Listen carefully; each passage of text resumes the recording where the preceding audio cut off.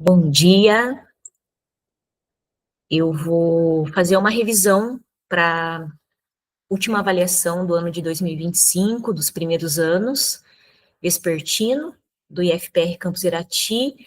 A temática desta avaliação é idade moderna, então eu vou fazer umas considerações iniciais, selecionei algumas questões do vestibular da Unicentro e do vestibular da UIPG, para nós avaliarmos aqui, e depois faço umas considerações finais também. Espero que vocês assistam a gravação, porque eu estou aqui logada e gravando somente com uma outra conta do próprio projeto que eu coordeno. Então, eu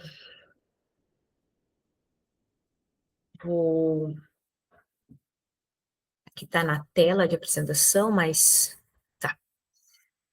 Deixa eu só dar uma olhadinha sempre no outro celular aqui para estar verificando se está tudo ok. Então, as considerações finais, deixa eu parar de apresentar aqui, só para aparecer eu na tela. Então, a Idade Moderna, em termos historiográficos, ela vai começar em 1453, quando o Império Bizantino ele é tomado pelos turcos otomanos, a cidade de Constantinopla, também conhecida como a cidade de Bizâncio. E a partir daí nós temos a chamada Idade Moderna, que vai se estender até o ano de 1789, com a queda da Bastilha e início da Revolução Francesa.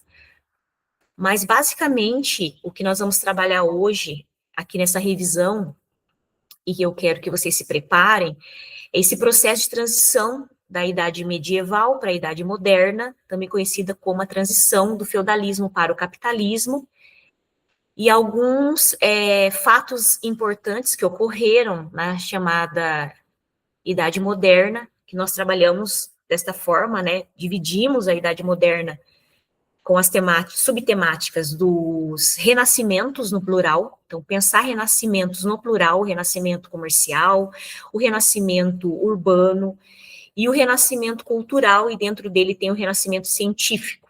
Então, o processo é um fenômeno, um movimento, né, aquilo que nós chamamos de renascimento, que ele vai transitando ali, né, do século 12, 13, 14, 15, 16. Então, não é da noite para o dia que você tem cidades, que você tem urbanização, que você tem outras igrejas cristãs, que você tem imprensa, que você tem concentração de poderes, que você tem expansão de comércio marítimo.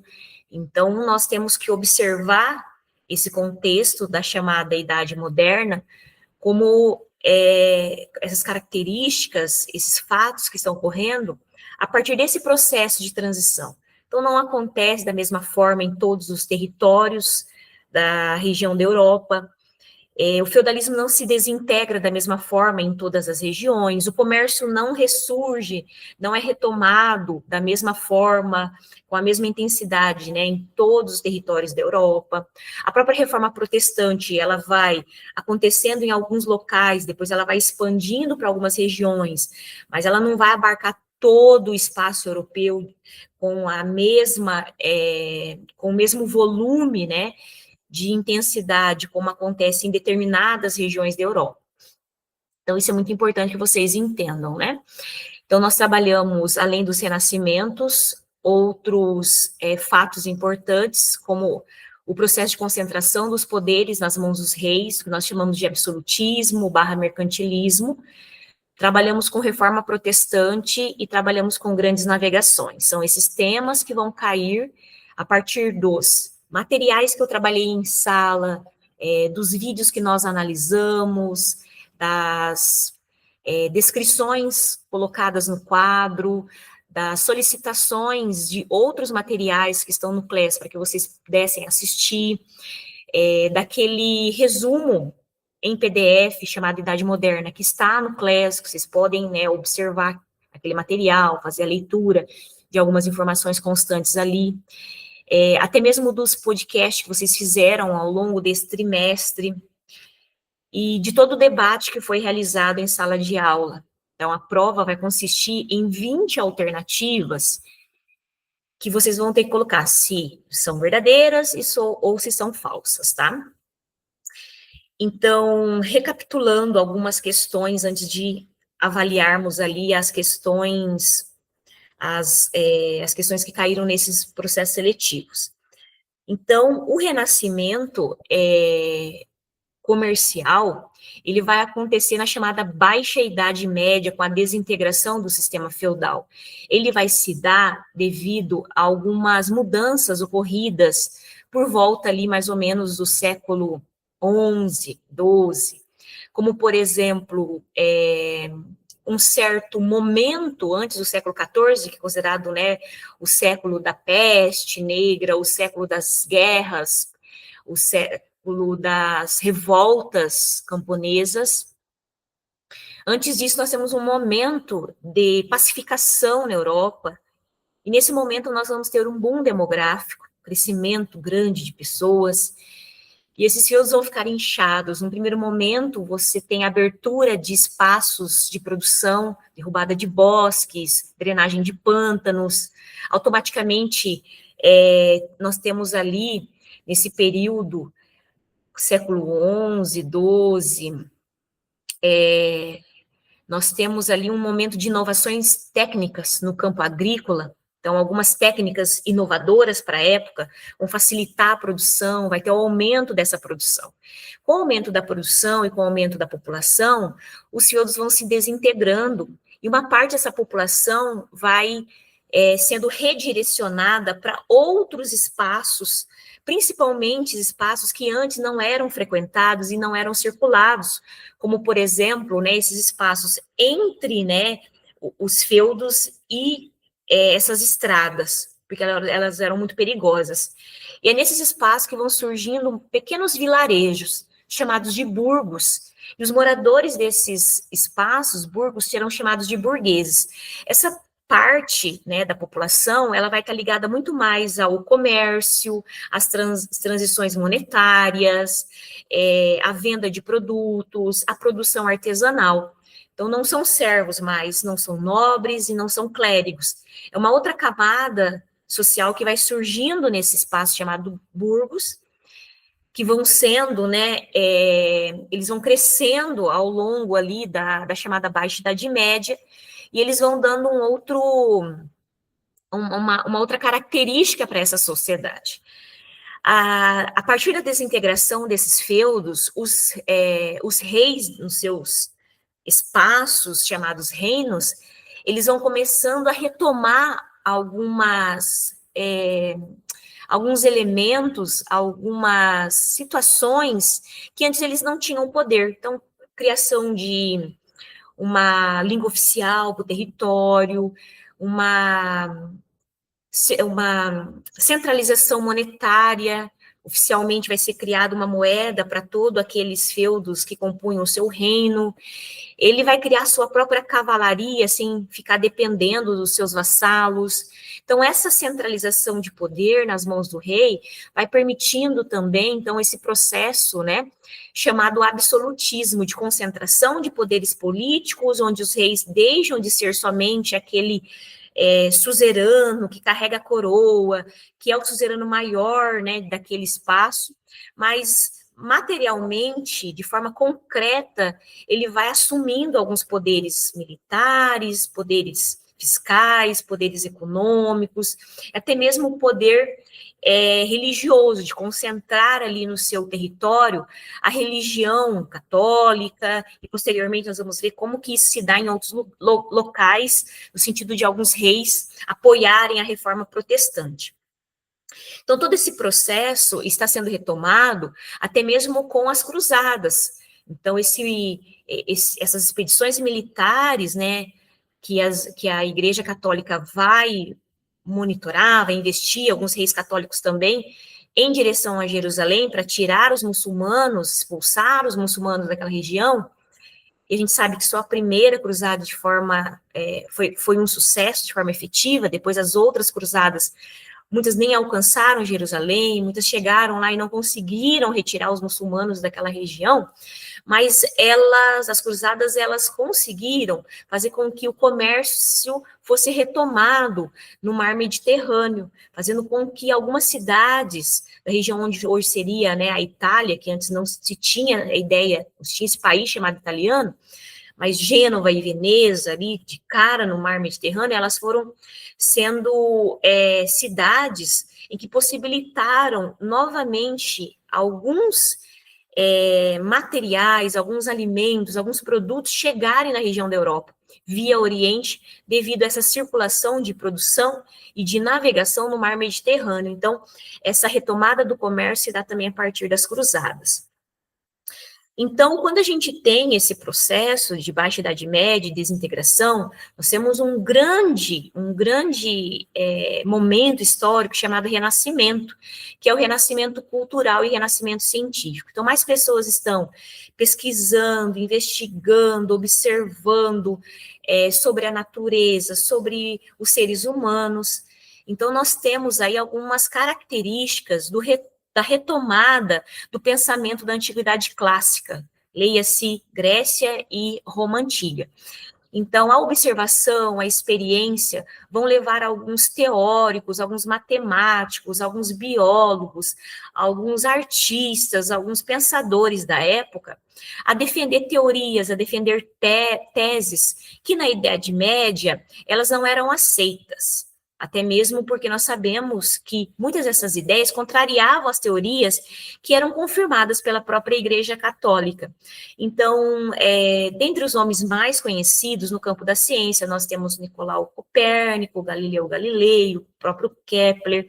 Nós temos no campo das artes, alguns artistas usando elementos da antiguidade clássica e até mesmo elementos religiosos, mas com uma visão mais antropocêntrica, voltada mais para o campo do humanismo, utilizando de características como, por exemplo, o próprio nudismo e um pouco desta religiosidade politeísta da antiguidade clássica, misturada com elementos religiosos. Então, você não tem, assim, um distanciamento abrupto, né, ou seja, uma negação total dos elementos religiosos presentes na Idade Média. Você tem alguns elementos que estão sendo fundidos, está tendo uma fusão de elementos dessa antiguidade clássica com elementos religiosos. Acho que Michelangelo faz muito bem isso na obra Pietà, aquela escultura maravilhosa de Maria segurando Jesus. É um Jesus humano, é um Jesus que sofre, assim como outros seres humanos, tá, sofrem também.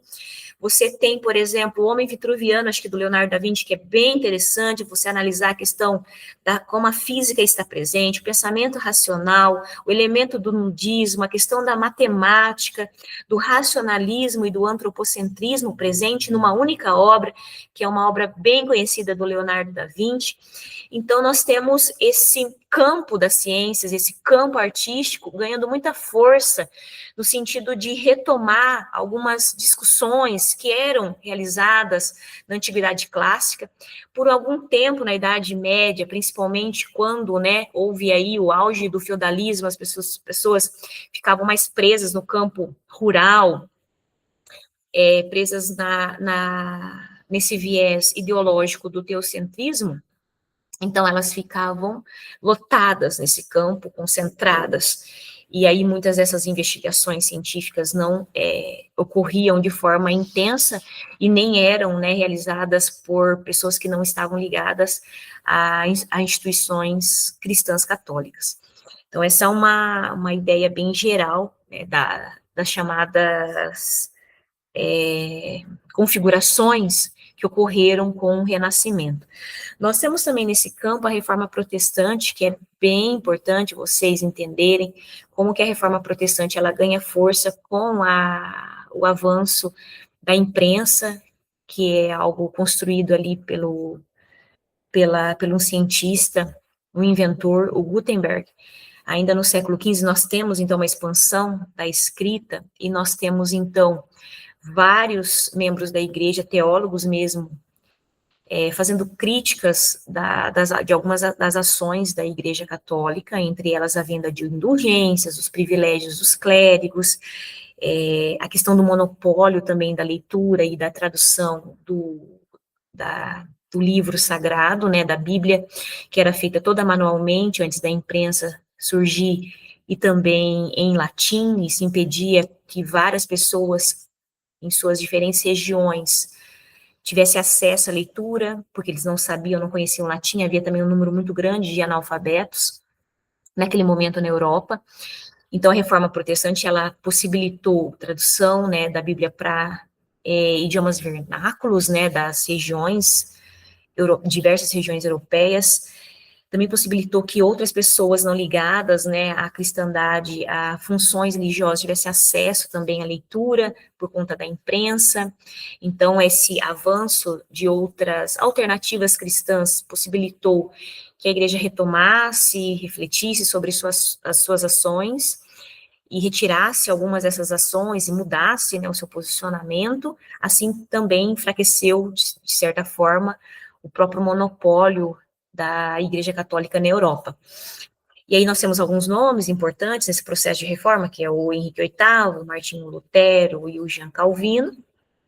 Mas antes mesmo do próprio Lutero, ali em 1517, nós tivemos teólogos que já no século XIV questionavam os privilégios, né, do clero católico e a venda das indulgências.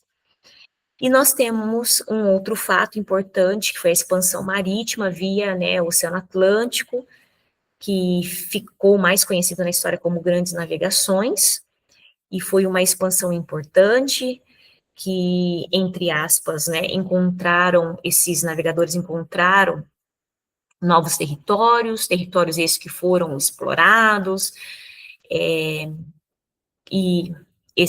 dentre esses territórios nós temos a América. Então o Brasil faz parte desse processo, a colonização da América por parte dos portugueses, e constantemente e posteriormente, né, a colonização desse território e a colonização portuguesa se dá a partir do momento em que você tem a escravização africana, a escravização indígena também, a catequização desses povos aqui na América, com a Companhia de Jesus. Então, esse processo das grandes navegações é um processo importante para nós, porque o Brasil surge deste contexto, né?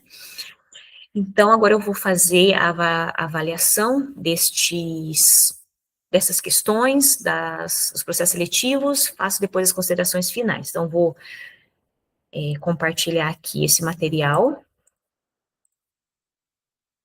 São cinco questões da Unicentro, de diferentes, dos últimos 3 anos, e 2 questões da UEPG, na prova vocacionada de 2 anos, na verdade, de 2024, a da UEPG. Então, só estou olhando aqui para ver se está tudo certo.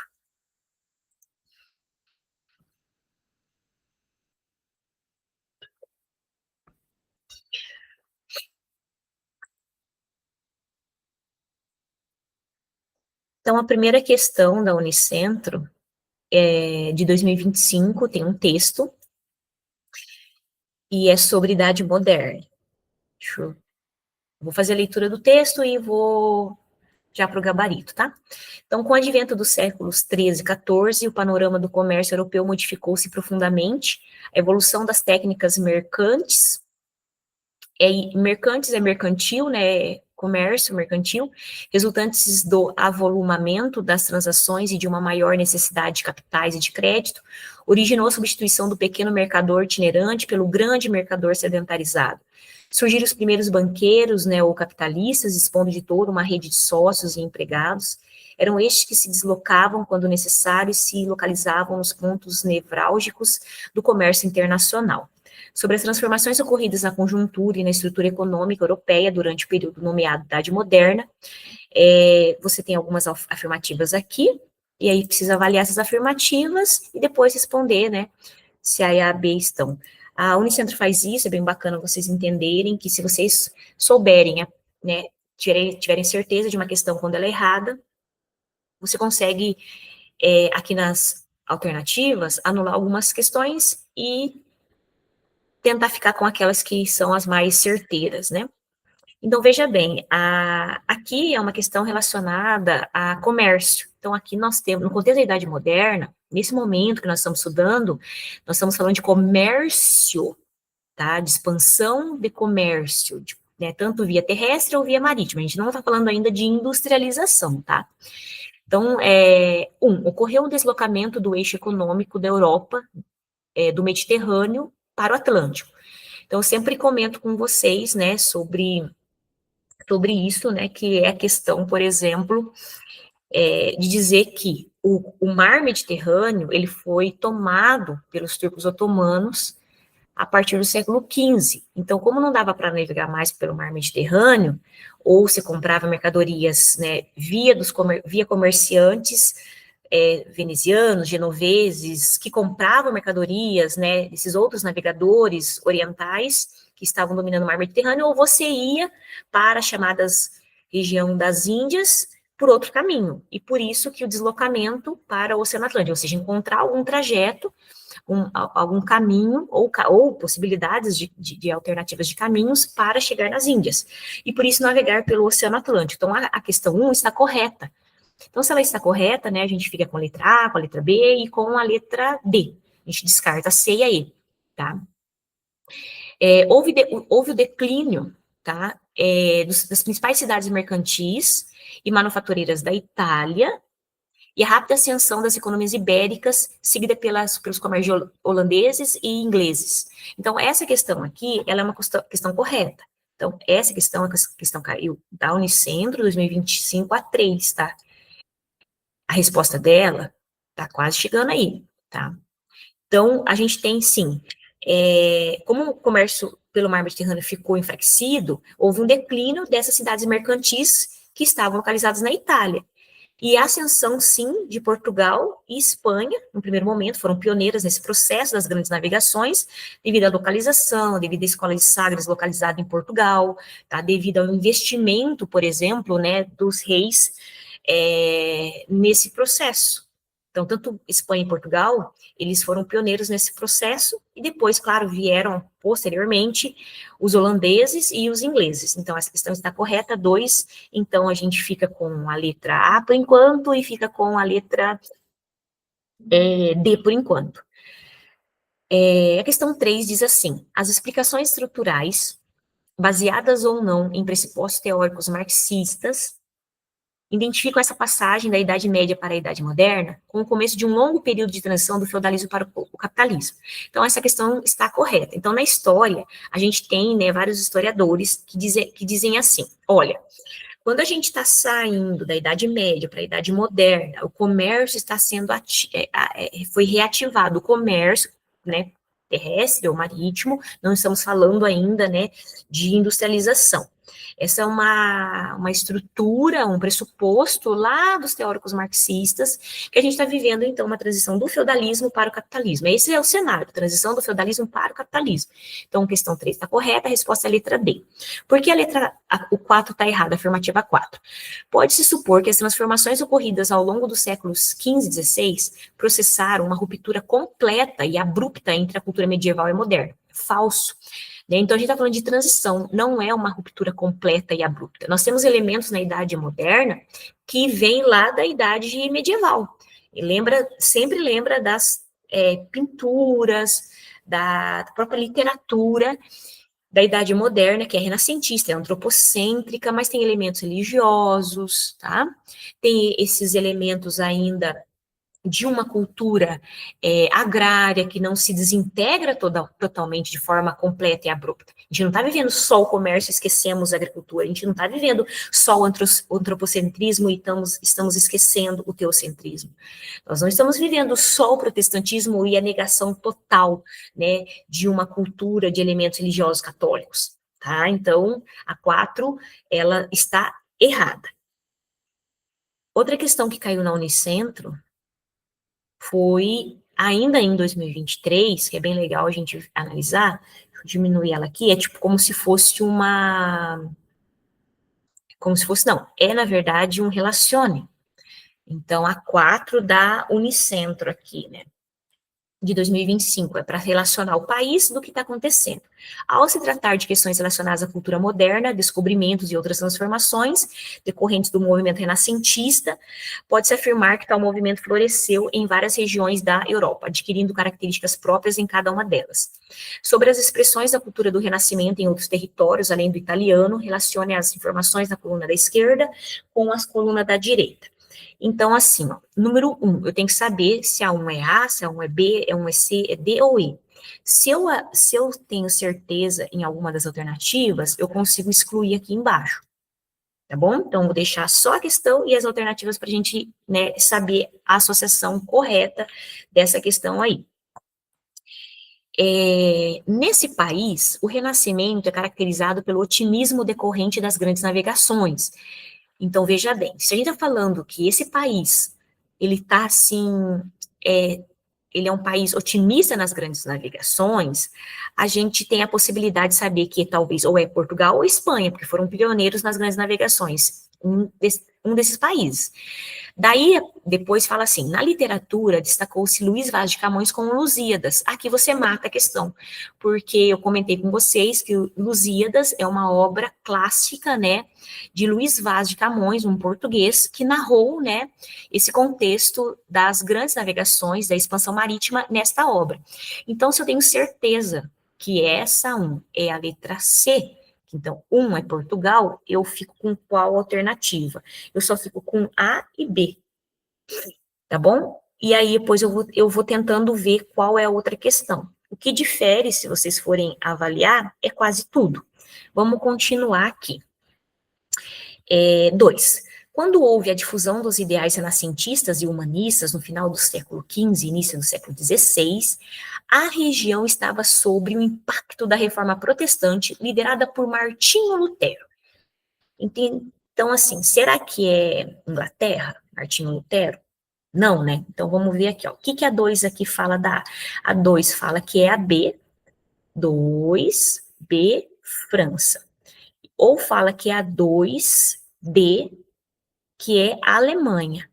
Então, nós sabemos que Martinho Lutero, tá, as suas ideias se expandiram na região da atual Alemanha, porque eu comentei com vocês que alguns príncipes, né, dessas regiões germânicas, leia-se Alemanha atual, protegeram Martinho Lutero, que foi excomungado pela Igreja Católica, a partir do momento que ele não volta atrás ao defender as 95 teses lançadas, publicadas em 1517. Já é um momento, né, que a imprensa e essas teses são publicadas e são expandidas, né, no território. E o Martinho Lutero, então, ele acaba sendo perseguido e ele não é morto porque ele é protegido por alguns príncipes da região da Alemanha que têm interesse também nesse processo chamado Reforma Protestante. Lembrando que Martinho Lutero foi um teólogo agostiniano, membro da Igreja Católica, que num primeiro momento não quis criar a igreja, mas sim refletir, né, sobre a venda de indulgências, por exemplo, sobre a questão que somente a fé salvaria as pessoas e não a venda de cartas de perdão. Só que a Igreja Católica não aceita, né, essas teses de Lutero, pede para que ele possa, né, voltar atrás, né, e se redimir dessas publicações, desses pensamentos, dessas teorias, ele não volta atrás e acaba sendo excomungado. Essas ideias, elas vão ser divulgadas na região onde hoje é a Alemanha, e depois elas vão avançar para outros territórios que também estão acontecendo, né, outras reformas protestantes, e o Martinho Lutero é considerado um ícone, né, a reforma protestante tem a data de 1517 como princípio do chamado protestantismo na Europa, né? Então, a comemoração no dia 31 de outubro, né, que eu comentei com vocês, que é a data que se comemora o Halloween em alguns territórios, é a data também que se comemora o início, né, da Reforma Protestante com a publicação das 95 teses dele no ano de 1517, 31 de outubro de 1517. Então, se eu tenho na minha mente que Martinho Lutero, da região da Alemanha, eu tenho que 2 é a D. 2 sendo um C, que eu já sabia que Portugal né, tem a ver com o Luís Vaz de Camões e Lusíadas, e sei que a Alemanha tem a ver com Lutero, eu então já sei que a resposta é a letra B. Então fica 3E. 3 é o movimento renascentista se manifestou no final do século XV, no contexto das grandes navegações. Uma das obras mais conhecidas é Dom Quixote de la Mancha, onde Miguel de Cervantes conta as aventuras fantasiosas de um cavaleiro medieval, parodiando os romances da cavalaria como crítica à sociedade da época, considerada atrasada e ainda feudal. Então, é Espanha, né? Dom Quixote de la Mancha, né? Miguel de Cervantes é um espanhol que vai narrar aí ainda, né, o contexto de um cavaleiro medieval, mas num momento em que ele vai fazer várias críticas àquela sociedade. Então, veja como que o elemento da sociedade feudal está presente de uma obra de um renascentista, então não é uma ruptura abrupta, né, e completa desses elementos, a gente está num processo de transição. Aí a 4 é a, que é durante os séculos XV e XVII, o país passou por um período de prosperidade, alcançado principalmente pelas trocas comerciais, exploração de colônias, tá? Nesse país, o Renascimento coincide com a chamada Era Elisabetana, de grande expansão marítima e de relativa estabilidade interna, depois, né, da devastação da longa Guerra das Rosas, quando se tornou possível pensar em cultura e arte. Falou em Era Elisabetana, lembra de Elizabeth I, rainha da Inglaterra, então lembrando que a Inglaterra também passou por um processo de reforma protestante, né, a igreja anglicana, ela surge em 1534, com o ato de supremacia, onde o próprio rei Henrique VIII, ele vai criar uma igreja na Inglaterra, motivado por questões particulares, como a anulação do seu, né, primeiro casamento, para casar com uma segunda pessoa ali, que é a Ana Bolena, devido à questão ali de necessidade de ter um filho, né, para deixar para esse filho a sua herança dinástica, né, de coroa, de representação política,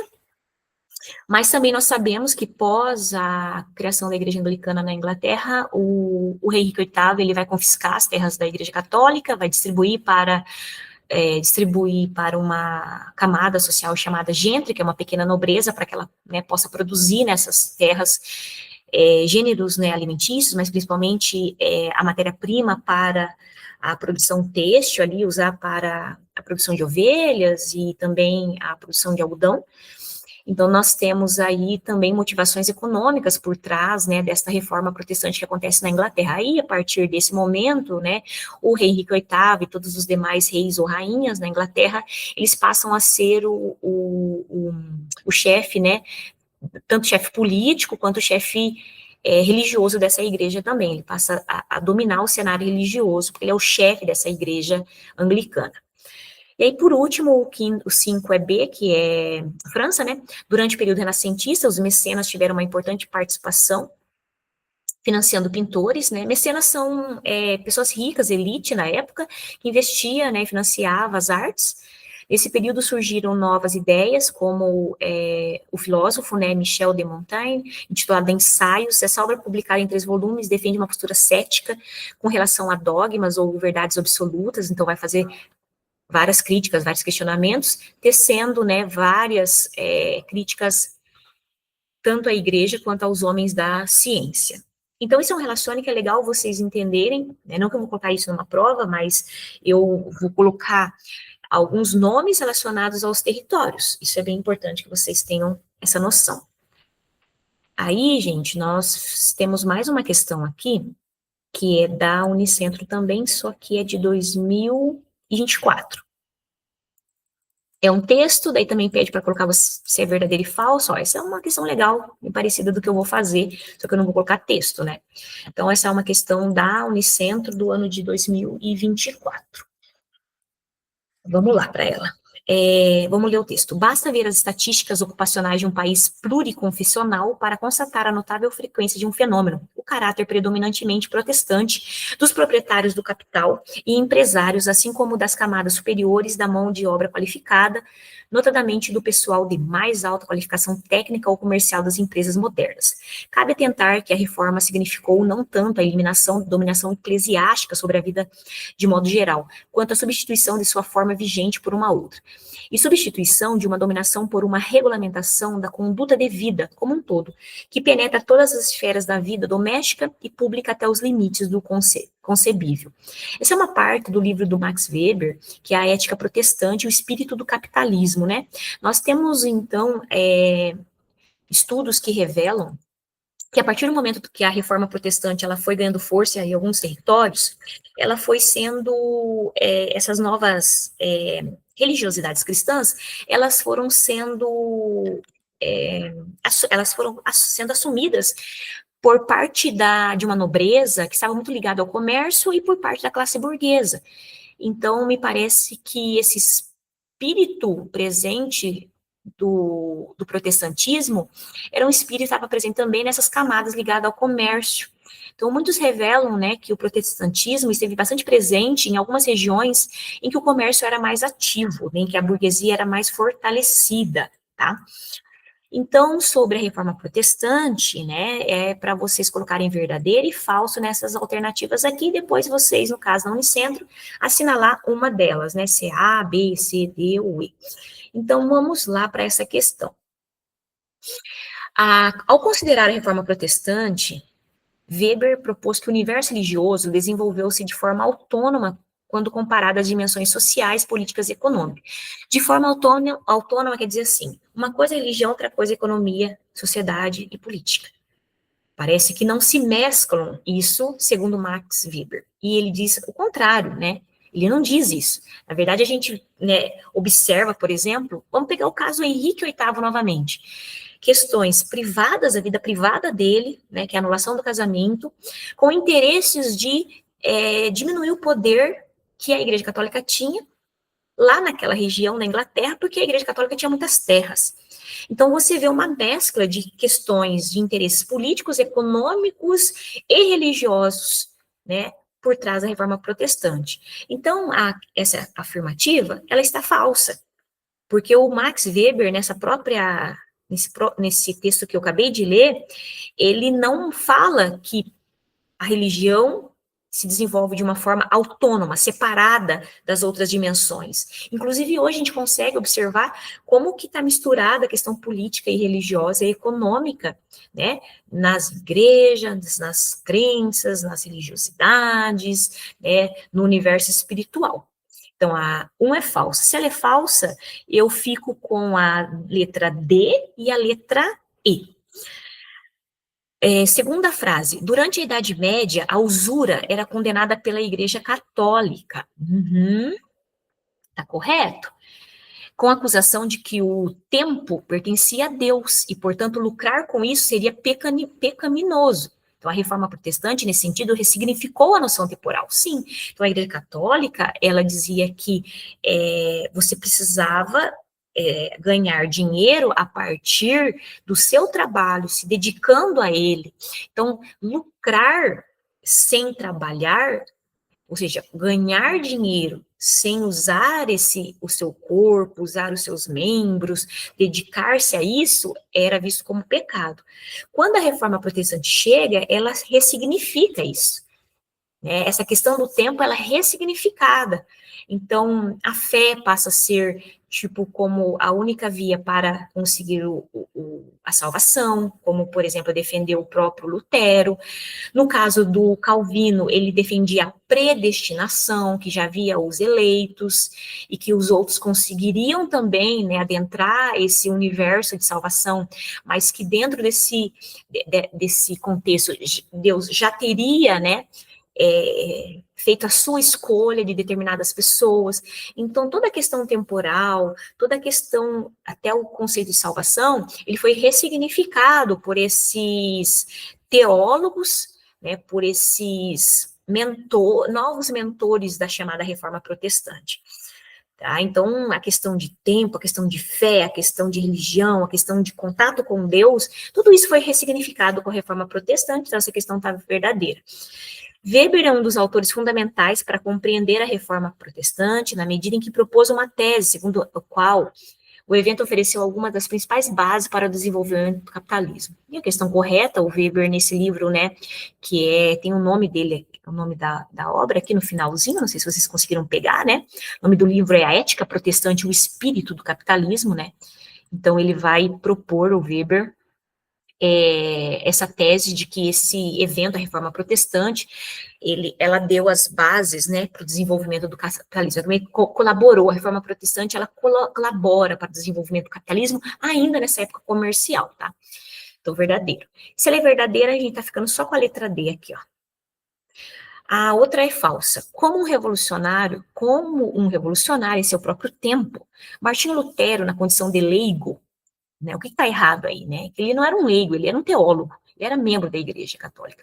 Pensando em ideias religiosas, propôs um rompimento com a instituição católica. Não, ele não propôs um rompimento, ele propôs fazer uma reforma, né? Colaborar para que a Igreja Católica refletisse sobre alguns posicionamentos, entre os mais conhecidos, a venda de indulgências, né? Então, ele não propôs um rompimento, ele não era um leigo, né?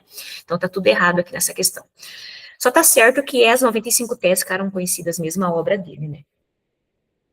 O impacto da Reforma Protestante foi tão significativo que, como consequência do movimento, a Igreja Católica engendrou a Contra-Reforma, né? Então, ela teve que se posicionar, podendo se destacar o fortalecimento dos tribunais de inquisição. Então, essa questão está correta, a Igreja Católica se posicionou, retirou a venda de indulgências, propôs, né, uma formação mais completa para os clérigos, mas ela também reafirmou alguns dogmas, como, né, os sacramentos, e também manteve os tribunais de inquisição, né, no sentido também de barrar esse protestantismo e também aqueles que eram contrários aos dogmas religiosos. Aqui não coloca, né, uma das maiores consequências da Contra-Reforma foi, né, o surgimento de algumas instituições religiosas a fim de catequizar populações que não eram católicas, não eram cristãs.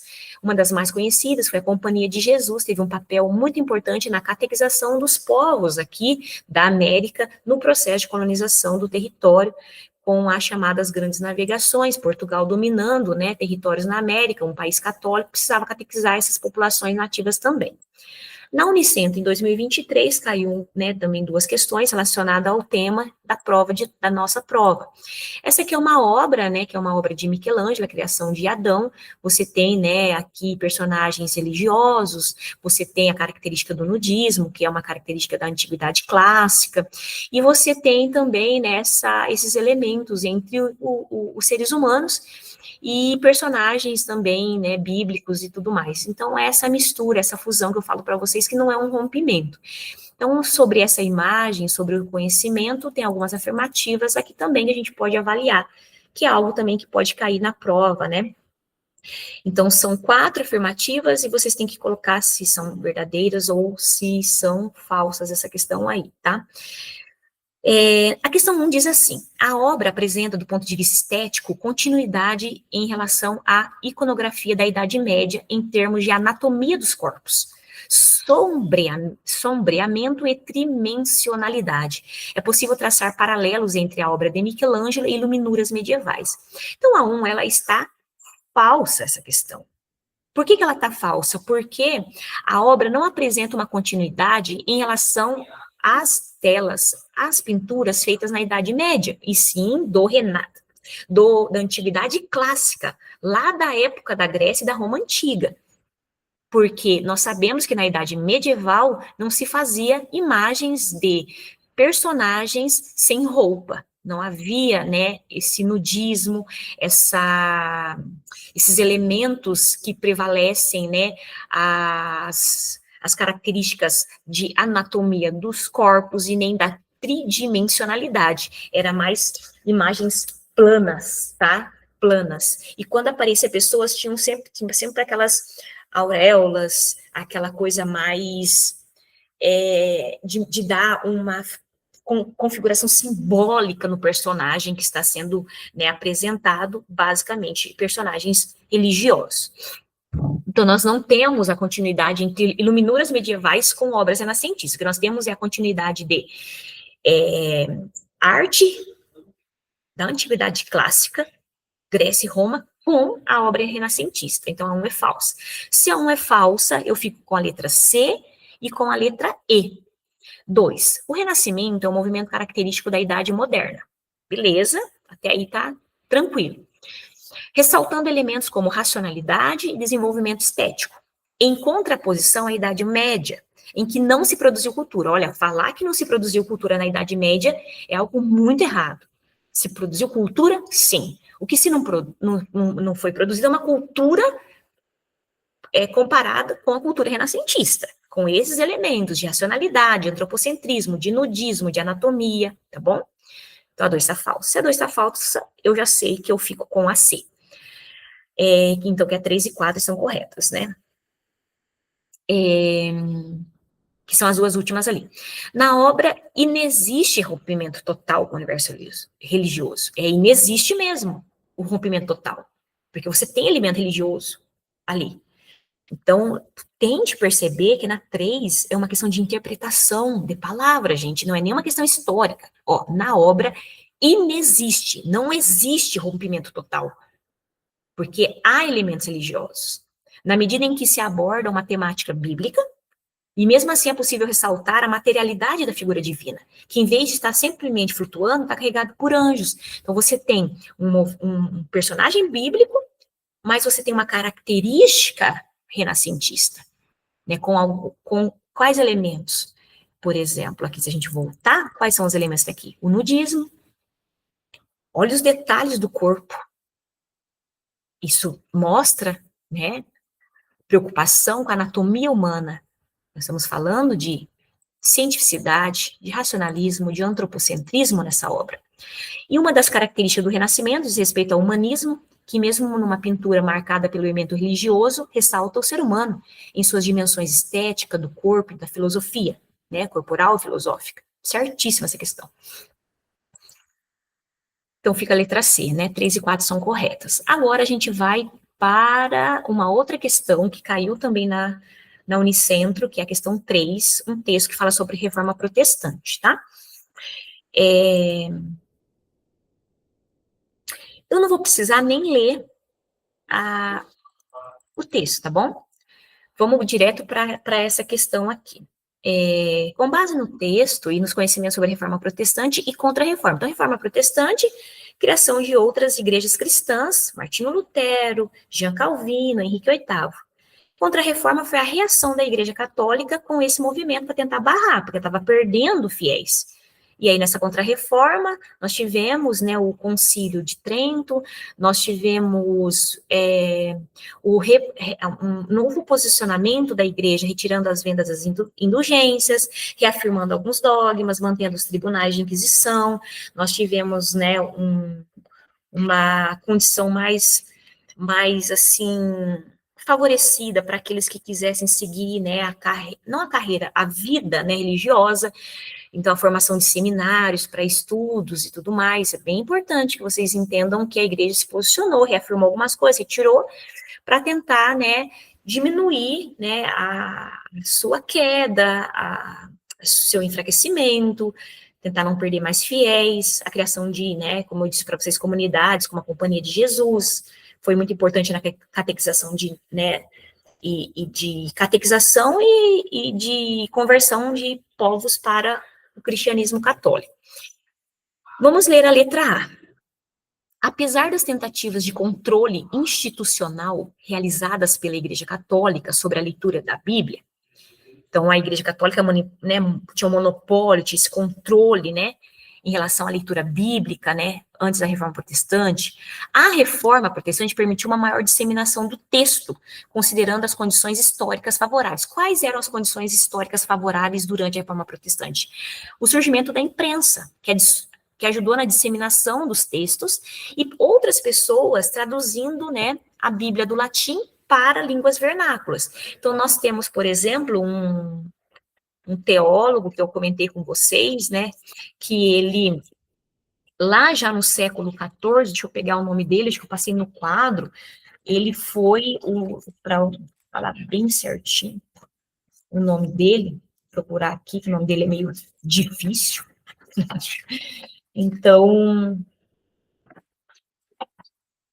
Nós temos, no século XIV, o John Wycliffe, que é um teólogo inglês, foi ele que traduziu a Bíblia do latim para o inglês, lá na Inglaterra, o John Wycliffe. Ele foi excomungado pela Igreja Católica porque ele denunciou os privilégios do clero, mas nessa época ainda não tinha imprensa, então ele traduziu a Bíblia do latim para o inglês, mas ele fez isso à mão. Na época do Martinho Lutero, quando ele traduziu, por exemplo, a língua do latim para a língua, né, germânica, que seria o alemão hoje, basicamente, já tinha imprensa, então isso facilitou muito, isso são condições históricas favoráveis. Tá? Então, A está correto. Todas as outras estão falsas. B. Após a reforma protestante, que pode ser interpretada parcialmente como derivada de diferentes leituras da Bíblia, a Igreja Católica empreendeu uma reação enérgica, acabando com o movimento encabeçado por Lutero e desmontando os tribunais de Inquisição. Bom, não empreendeu uma reação enérgica, né? Ela empreendeu uma reação que não conseguiu acabar com o movimento protestante e ela não desmontou os tribunais de Inquisição, ela manteve os tribunais de Inquisição. Porque eram os tribunais de Inquisição que, na verdade, fazia todo o processo, né, de excomungar determinadas pessoas, avaliar se aquelas pessoas estavam cometendo algum crime, alguma atitude contra os dogmas católicos. Então, manteve os tribunais de Inquisição. Por isso está errada essa questão aqui, B. A C está errada por quê? Além dos processos de tradução da Bíblia durante o contexto histórico do Concílio Vaticano I, né, é possível destacar o papel desempenhado pela imprensa no sentido de disseminar em maior escala o texto religioso torná-lo controlável pelo clero católico, né. Então, não era, né, a gente não disseminou, a imprensa não ajudou no sentido de ser um controle, a igreja não tinha condições de controlar o clero católico, tá? Então, bem importante isso daí que vocês precisam, né? E o Concílio de Trento, né, que era chamado. D. A reforma protestante é um fenômeno histórico que demonstra que a leitura é um processo controlado pelas instituições religiosas, sendo vedada ao leitor a possibilidade de construir interpretações diferenciadas a um mesmo texto. Não, a reforma protestante foi o contrário, né? Ela possibilitou que várias pessoas tivessem acesso à leitura, né, bíblica, porque a Bíblia passou a ser traduzida para as línguas vernáculas. E um dos componentes fundamentais da reforma protestante foi a tradução da Bíblia da língua vernácula para o latim. Na verdade, é o contrário, é do latim para a língua vernácula. Isso que está errado na I. Beleza? Daí a gente agora vai para o EPG. São duas questões que caíram aqui em 2 anos, em 2 vestibulares diferentes, vocacionado 2024, e depois uma outra questão em 2024 também, que era uma prova que foi feita para determinados cursos. Aqui nós temos a noção de que deixa eu diminuir aqui, que está muito grande. Isso. Talvez ficou pequenininho para vocês aí, mas eu vou ler aqui. Essa questão caiu na UEPG, a questão 37, e fala sobre a Contra-Reforma. Contra-Reforma diz ali no enunciado o movimento de reação da Igreja Católica em resposta à ruptura e ao avanço da Reforma Protestante do século XVI. Tá? Então, a Contra-Reforma foi essa reação da Igreja Católica em resposta à Reforma Protestante. Né? Então, a gente vai pensar assim na prova, que essa aqui, a 1, é como se fosse uma alternativa, você teria que colocar se é verdadeiro ou se é falso. O Concílio de Trento, encontro que reuniu o alto clero católico para discutir o avanço protestante na Europa, tomou decisões importantes, como o combate às heresias e a proibição da cobrança de indulgências pelo clero católico. Correto, foi no Concílio de Trento, então, que a igreja retirou, né, proibiu, a partir daquele momento não vendia mais indulgências, né, mas também manteve os tribunais de inquisição para combater as heresias. Então, está correta a questão 1. A questão 2 diz assim: a adoção de uma agressiva política missionária pelas regiões coloniais, como a América e a Ásia, por meio da ação de congregações como a dos jesuítas, foi outra deliberação da Igreja Católica no contexto da Contra-Reforma. Está correta essa questão. Então, a Igreja Católica criou, investiu, financiou, né, uma política missionária. A Companhia de Jesus foi a mais conhecida, né, nesse período. E a universidade, ela sempre vai fazer crítica em relação a isso, a essa política. de catequização forçada nas religiões coloniais. Por isso que na 2, às vezes você não vai colocar a questão como correta devido à palavra agressiva, mas o posicionamento dos processos de vestibulares das universidades, né, é essa, porque realmente foi uma política agressiva. Por que foi uma política agressiva? Porque quando os missionários católicos chegam na América, eles impedem que os povos originários mantivessem as suas crenças, e fizeram isso de forma, muitas vezes, agressiva. Né? Essa catequização ela foi forçada. Até há historiadores que colocam que foi uma ação análoga à escravidão, foi um tipo de escravidão. Escravização por meio da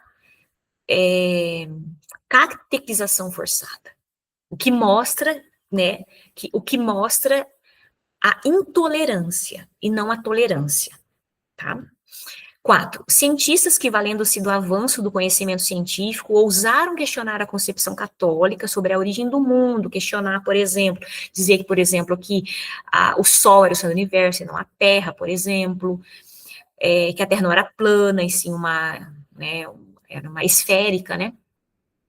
Foram objeto de perseguição pelos tribunais de Inquisição, e exemplo disso foi o Giordano Bruno, que acabou condenado à morte por suas ideias. Questão correta também. 8. O Index Librorum Prohibiro. Deixa eu ler de novo, meu Deus. É em latim isso. Index Librorum Prohibitorum. Eu não sei se é assim que fala, porque eu não sei falar latim.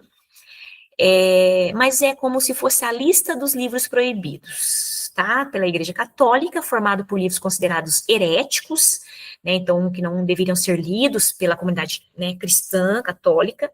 Apesar das restrições, as obras nele contidas continuaram circulando de forma clandestina. Correto, mesmo sendo proibido, havia circulação desses livros de forma clandestina.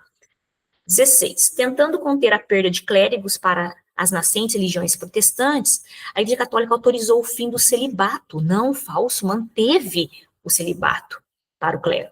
Essa medida foi revogada mais tarde, quando os católicos avaliaram ter contido os movimentos reformistas.